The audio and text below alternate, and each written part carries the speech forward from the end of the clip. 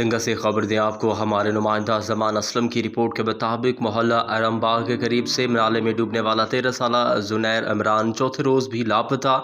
Rescue 11/22 مقامی police اور شہریوں کی مدد سے جاری سرچ آپریشن کے باوجود تاحال نعش برآمد نہ ہو سکی۔ واقعہ اس وقت پیش آیا جب زنیر عمران اپنے 7 سالہ بھائی شاہزین کے ہمراہ سیم نالے میں نہا رہا تھا۔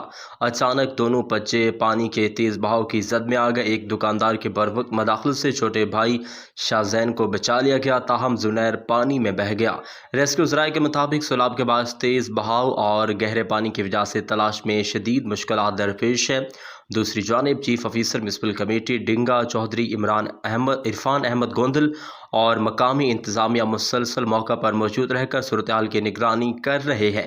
شہریوں نے ضلع انتظامیہ سے مطالبہ کیا ہے کہ ریسکیو ٹیموں کو مزید وسائل فراہم کیے جائیں تاکہ بچے کی نعش جلد از جلد تلاش کی جا سکے اور لواحقین کو تسلی مل سکے۔ والدین صدمے سے نڈھال ہیں جبکہ علاقہ میں غم کی فضا بدستور قائم ہے۔